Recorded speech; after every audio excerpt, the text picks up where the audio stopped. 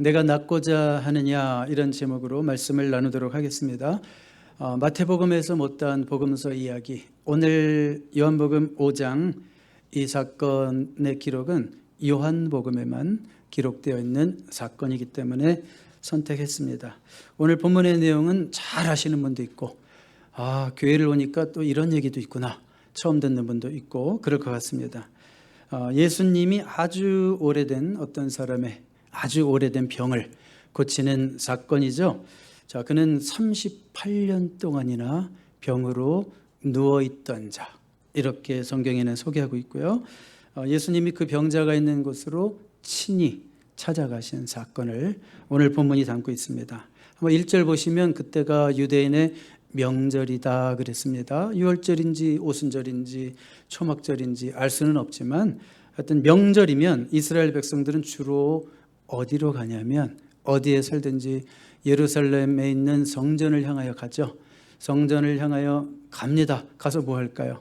제물 드리고 제사 드리고 예배하고, 그러면 이제 시간이 많이 남잖아요. 그러면 그게 축제의 기간입니다. 그래서 그 당시에 대부분의 유대인들에게는 명절이다 그러면 축제의 시간이다, 그렇게 생각하면 됩니다. 자, 그렇지만 누구에게는 전혀 축제의 시간이 아니죠. 그냥 어제와 똑같이 아픈 하루일 뿐이죠. 바로 38년 된 병자가 그렇다는 것이고, 또 예수님은 그 명절에 성전을 향하여 가신 것이 아니라 어디를 친히 찾아가셨냐면 병자들이 많이 모여있는 베데스다라고 하는 이제 연못으로 찾아가시는 겁니다. 자, 베데스다 왜 그 연못에 왜 많은 사람들이 그렇게 모였을까? 왜 그랬을까? 그 이유를 오늘 본문이 설명해 주고 있죠. 2절, 3절, 4절 보시면 예루살렘에 있는 양문 곁에 히브리 말로 베데스다라 하는 못이 있는데 거기 행각 5이 있고, 3, 4절도 볼까요? 그 안에 많은 병자, 맹인, 다리 저는 사람, 혈기 마른 사람들이 누워 물의 움직임을 기다리니, 왜냐하면 어떤 소문이 돌고 있었는데, 이는 천사가 가끔 못에 내려와 물을 움직이게 하는데 움직인 후에 먼저 들어가는 자는 어떤 병에 걸렸든지 낫게 되밀어라. 자, 이런 소문이 들고 있으니까 내 차례일지 누가 알아? 이제 이런 생각으로 많은 병자들이 그곳에 몰리고 있는 상황입니다. 자, 그 장소에 많은 병자들 중에 누가 있어요? 아마 최고참일지도 모르겠어요. 그곳에서 38년이 됐어요. 38년 동안 치유는 받지 못하고 계속 머물러 있었던 그 한 사람. 자, 그 사람을 예수님이 찾아가신 거예요. 참 인내도 대단하죠. 38년을 그 자리에 떠나지 않고 누워서 온몸을 땅에 붙이고 살아가는 38년치의 그 인생의 고됨과 고단함을 한번 생각해 보세요. 얼마나 힘든 인생을 살고 있을까. 우리가 2, 3년만 아파도 그 세월이 평생의 기억에 남는데 38년을 그렇게 누워있다고 생각해 봐요. 그 인생의 고단함을 우리가 어느 정도는 헤아릴 수 있을 것 같습니다. 그 소문이 도는 대로 그 베데스다 연못으로 들어갈 수만 있었으면 좋겠는데, 이 사람이 50년을 기다린들 제일 먼저 거기를 달려가서 들어갈 수 있는 가능성이 없다는 게 문제죠. 자, 이게 바로 이 베데스다 연못의 모순입니다. 여러분, 베데스다라는 그 히브리 말로 베데스다 그랬어요. 아까 보면에 히브리 말로 베데스다. 이제 정확하게 말하면 아람어인데, 아람어로 베데스다는 베이트와 헤세드의 합성어로 우리가 잘 알고 있을 거예요. 그래서 무슨 뜻이냐면 House of Mercy, House of Mercy. 그러니까 자비의 집, 은혜의 집, 혹은 사랑의 집, 이렇게 말을 합니다. 자, 그런데 여러분 3절을 여기 다시 보시면 그 안에 많은 병자들이 있었죠. 맹인, 다리 저는 사람, 혈기 마른 사람들은 이제 심한 중풍으로 쓰러진 사람을 의미하는 거예요. 자, 이런 사람들이야말로 정말 자비가 필요한 사람들이죠. 그런데 정작 이 사람들은 거기서 치유받을 길이 사실은 확률적으로 없어요. 그렇죠. 만약에 정말 그 소문대로 그 물에 먼저 들어가는 자가 들어가서 병이 낫는다고 해봐요. 뭐 천사가 직접 내려오는 것 같진 않고요. 이 상황이 아마 사람들이 난 낫을 수 있을 거야, 어떤 플라시보 효과로 낫을 수도 있었겠죠. 그렇지만 그 한 사람이 될 수가 없는 거예요. 이 사람들은 그 연못에 들어간다면 상대적으로 좀 건강한 사람, 그냥 약한 병, 괜히 치질로 왔다가 들어갈 수 있겠죠. 근데 뭐 이렇게 심한 병자들은 들어갈 길이 없는 거예요. 그러니까 이게 바로 베데스다 연못의 모순입니다. 정작 은혜가 필요한 중증의 환자들은, 자비가 필요한 중증의 환자들은 자비를 입지 못하고 있으니, 이게 자비의 집이 맞습니까? 자비의 집이라고 이름은 불리고 있고 베데스다라고 불리고 있지만 자비의 집의 역할을 하지 못하고 있죠.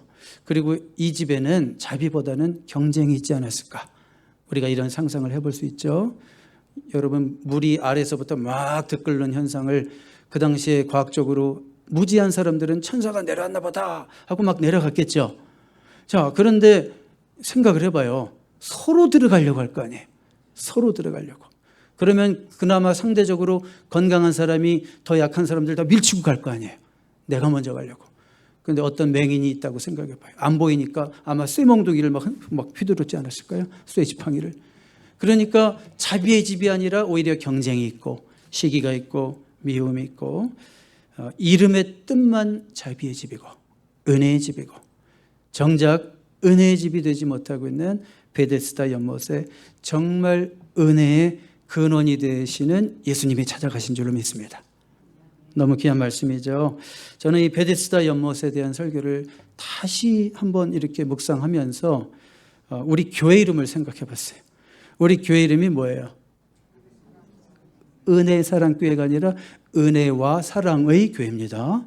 어떤 분은 또 사랑과 은혜의 교회라고 하시는데 은혜와 사랑의 교회입니다. 왜 그렇게 하셨어요? 순서를 어감이 좋아서. 사랑과 은혜의 교회보다는 은혜와 사랑의 교회. 이게 어감이 좋아서. 자, 그런데 여러분, 두 단어가 있죠? 우리 교회 이름에. 뭐가 있고 뭐가 있어요? 은혜가 있고 사랑이 있는데 사실은 한 단어라고 봐도 돼요. 왜 그런가요? 이게 원래 성경 원어 아람어 히브리어로 보면 이게 헤세드라는 단어예요. 히브리어로 보면 헤세드. 헤세드는 구약의 히브리어 헤세드를 어떻게 번역하냐면 사랑으로도 번역할 수 있고 은혜로도 번역할 수 있고 자비로도 번역할 수 있어요. 그러니까 은혜와 사랑의 교회지만 이게 한 단어구나. 자, 그러니까 우리 교회 이름이 바로 은혜의 집인 줄로 믿습니다. 다르게 말하면 우리 교회 이름이 사랑의 집인 줄로 믿습니다. 그러니까 우리 교회가 베데스다예요. 우리 교회가 베데스다 이렇게 기억하셔도 틀린 말이 아니죠. 그러면 한번 여러분들에게 질문을 드리고 싶은 것은, 정말 우리 교회가 은혜와 사랑의 교회, 은혜의 집, 사랑의 집이 맞습니까? 서로를 배려하는 모습이 있어요? 나보다 남을 먼저 생각하고. 아마 여러분들이 이 현장에 지금 들어가 있다면 38년 된 병자에게 뭐라고 했을까요? 아이고, 지난 38년 동안 얼마나 고생하셨어요. 이번에 물이동할 때 우리 선생님이 꼭 들어가십시오. 저는 뭐 나중에 들어가도 되니까. 아마 착한 여러분들은 그러셨을 거예요. 그렇죠? 그러면 이런 소리가 들리는 것을 뭐라 그러냐면 은혜의 집이라 그러는 거예요. 사랑의 집이라는 거예요. 조건 없는 사랑이 있는 곳. 그런데 이것이 없고 율법의 잣대로 서로를 판단하고 만약에 정죄를 한다. 그러면 이름은 은혜의 집이지만 은혜의 집이 아니죠? 율법의 집이죠. 사랑의 집이 아니죠? 정죄의 집이 되는 거죠. 정말 우리 교회가 이름값을 할 수 있는 은혜와 사랑의 교회가 될 수 있기를 바랍니다. 21세기에 진짜 베데스다, 예수님이 계신 그런 곳이 될 수 있기를 바랍니다. 자, 이제 예수님이 38년 된 병자에게 묻습니다. 한번 6절로 가볼게요. 자, 거기 38에 된 병자가 있더라. 예수께서 그 누운 것을 보시고 병이 벌써 오래된 줄 아시고 이르시되 내가 낫고자 하느냐? 자, 여러분, 이게 너무 당연한 질문 같지 않아요?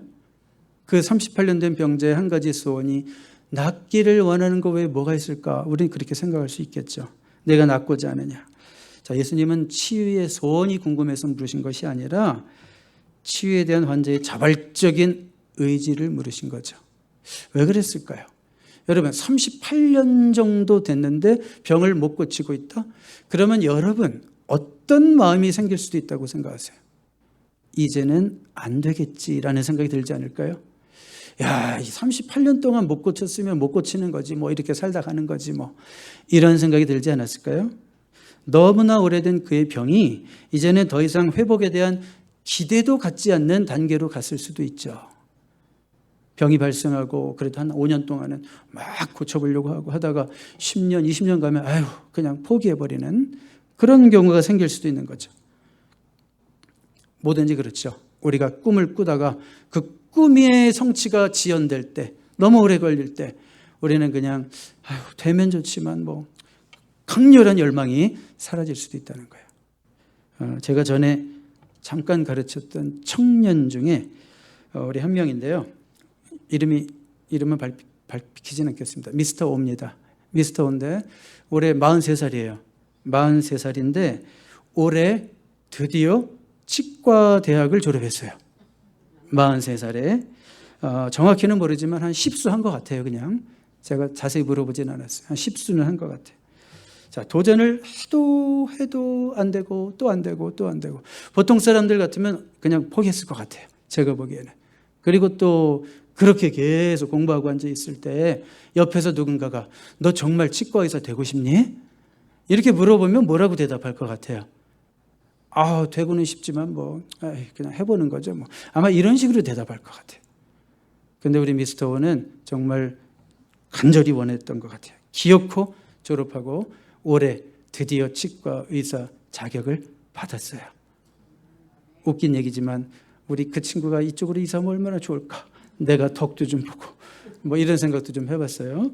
자, 여러분 38년 된 병자를 한번 비교해 보자는 거예요. 38년 동안 소원이 이루어지지 않았다면 이 사람은 38수 정도 한 거나 마찬가지. 10수 정도가 아니라 38수 정도. 그러면 뭐 병 고침이 받으면 좋겠지만 이제는 뭐 어떤 기대가 일말의 기대가 남아있겠지만 간절함이 사라진 그런 상태가 아닐까 그런 생각을 하게 되는 겁니다. 그래서 예수님의 물음이 의미가 있는 거죠. 네가 낫고자 하느냐? 이것은 네가 정말 낫고자 하느냐? 네가 정말 지금도 낫고자 하느냐? 여전히 낫고자 하느냐? 이렇게 물으시는 줄로 믿습니다. 주님은 오늘 우리들에게 물으시는 거죠. 네가 정말 네 병이 낫기를 원하느냐? 네가 정말 너의 자녀들이 잘 되기를 원하느냐? 너 정말 진급하기 원하느냐? 너 정말 나에게 쓰임받기 원하느냐? 주님은 이렇게 물으시는 거죠. 진짜 그 소원이 있는지, 진짜 그 소원이 있는지. 너무 오래되어서 소망한 것이 이루어지지 않은 것이 너무 오래되어서 이제는 시들어버린 열망이 있습니까? 포기했습니까? 우리 주님이 원하시는 건 뭐예요? 다시 소망과 기대를 가질 수는 없겠니? 다시 소망과 기대를 가질 수는 없겠니? 다시 꿈을 꿀 수는 없겠니? 다시 꿈에 부푼 마음으로 너의 눈동자가 빛날 수는 없겠니? 아마 이렇게 말씀하신다고 저는 믿습니다. 여러분들에게 오늘 다시 한번 여러분의 심령에 불 붙여지는 역사가 있기를 바랍니다. 소망의 불씨가 조금이라도 나와 있다면 다시 활활 타오를 수 있는 오늘 이 자리가 될 수 있기를 바랍니다. 예수님이 이렇게 질문하셨는데 내가 낫고자 하느냐 그랬을 때 어떻게 대답하는지 보세요. 상당히 우회적으로 대답합니다. 병자가 대답하되 주여 물이 움직일 때 나를 못에 넣어주는 사람이 없어 내가 가는 동안에 다른 사람이 먼저 내려가나이다. 굉장히 우회적으로 대답하는데 그래도 아직까지 한 가닥 희망이 남아있다는 거예요? 없다는 거예요? 있으니까 이 정도로 얘기하는 거예요. 너무 원했다면 낫길 원하냐 그러면 눈이 커지면서 예 원합니다 이랬겠죠. 근데 이제는 많이 지친 거예요. 그리고 불평이 좀 있어요. 냉소까지는 아니지만 불평이 있어요. 원망하고 있어요. 그래서 이렇게 우회적으로 대답하고 있는 거예요. 누가 안 도와줘서 제가 아직도 이 지경입니다. 이렇게 얘기를 하고 있습니다. 자, 그래도 예수님은 아직까지 한 가닥 작은 불씨라도 그 소망의 불씨를 태우고 있는 그인 것을 알았기 때문에 이제 뭐라고 얘기하십니까? 우리 한번 8절 보세요. 예수께서 이르시되 일어나 내 자리를 들고 걸어가라.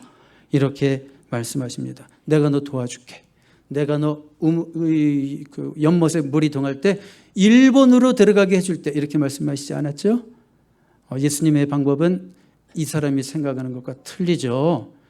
우리가 어떻게 하면 구원받을 수 있을까 생각하는 방법과 성경이 말씀하는 구원받는 방법이 틀리죠. 열심히 살다가 착하게만 살면 그냥 천국 가는 건가? 우리는 이렇게 생각하죠. 근데 아니, 나의 은혜를 받아들여야 돼. 주님이 이렇게 말씀하시죠.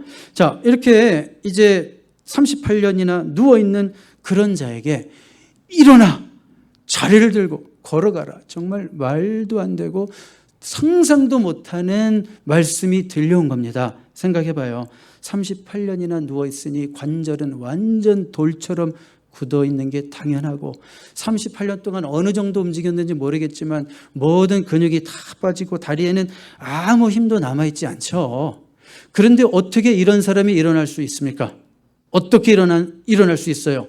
예수님이 말씀하시니 성령이 그를 일으키게 하신 것입니다. 그거밖에 답이 없죠. 왜냐하면 인간의 힘으로 할 수 있는 일이 아니니까 주님이 말씀하시니 성령이 일으키게 하신 줄로 저는 믿습니다. 자, 그래서 한번 이제 9절로 보시면 그 사람이 곧 나와서 자리를 들고 걸어가니라. 할렐루야. 여러분 아멘 하신 분 내가 38년 된 자다 생각하시고 아멘 하신 줄로 믿습니다. 그 어떤 문제든지 아주 오래된 만성적 질병도 사람 편에서 포기한 질병도 우리 주님이 원하시면 고치실 수 있음을 믿습니다. 그 주님을 의지하고 나오신 여러분들인 줄로 믿습니다. 여러분 요한복음에 등장하는 기적들은 그냥 기적이 아니라 표적이다라고 지난주에도 말씀드렸어요. 사인이다 그랬습니다. 예수를 믿게 하는 사인이라고요. 단지 그 기적으로만 끝나는 것이 아니라 그 기적을 통해서 예수 믿는 자리까지 가게 하는 거기 때문에 표적이다 그랬어요. 사인이다 그랬어요. 그러니까 오늘 이 사건은 우리의 신앙과 무관해요. 관계가 있어요. 관계가 있는 거예요. 우리를 믿게 하시기 위해서 이 표적의 기사를 요한복음에 주신 거예요. 오래전에 2000년 전에 베데스다 연못까지 찾아오신 우리 주님이 오늘 이 자리에 저와 여러분을 찾아오실 줄로 믿습니다. 베데스다의 그 병자처럼 스스로 어찌할 수 없는 문제를 가지고 신음하며 주저앉아 있는 자를 찾아오셨던 주님이 바로 그 문제 어쩔 줄 몰라서 우리도 힘들어하고 있는 그 문제 가운데 내 삶의 현장에 오늘 우리 주님이 찾아오심을 믿습니다.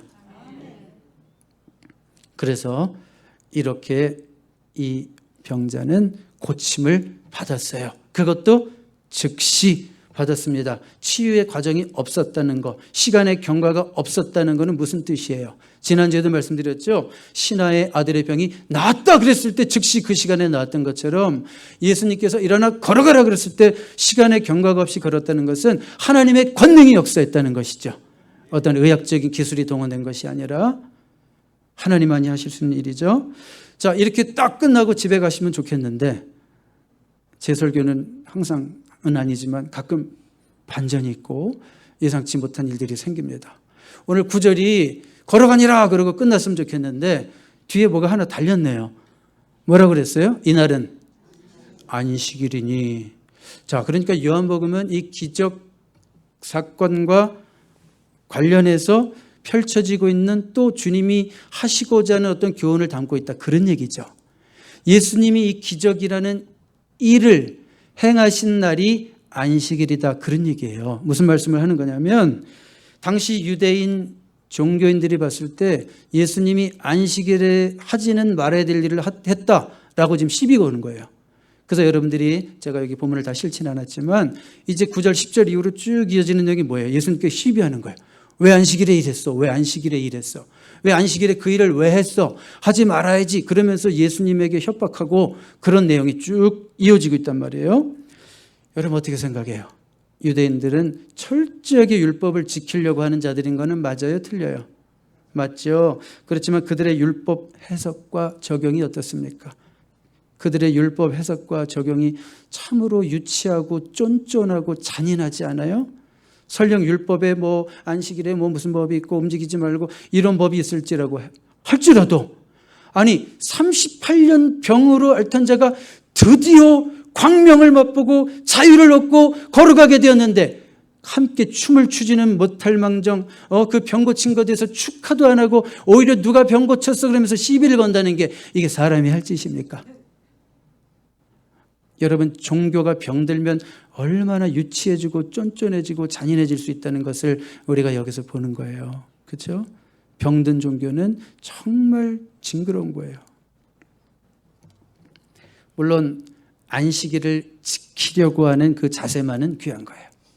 그렇죠? 안식일을 가볍게 여기지 않고 하나님이 4계명으로 주셨던 안식일을 거룩하게 지켜라. 우리에게 말한다면 주일을 거룩하게 지켜라. 지키려고 하는 그 자세는 얼마나 귀해요. 너무 귀하지만 예수님은 당시 안식일에 참 정신은 사라져버리고 껍데기만 남아있는, 형식만 남아있는 그들을, 그 당시 유대교를 지적하고 계신 것이죠. 그래서 예수님은 어떤 의미로 보면 안식일에 일부러 병 고치신 거예요. 하나님이 일하시니 나도 일한다, 이런 말씀도 하시면서 17절 보세요. 예수께서 그들에게 이르시되 내 아버지께서 이제까지 일하시니 나도 일한다 하시며. 자, 여러분, 안식일이라도 주일이라도 예배의 시간이라 하더라도 정말 아픈 사람, 죽어가는 사람이 있다고 생각해 봐요. 그를 돌보는 것이 예배의 의식보다 우선입니다. 맞죠?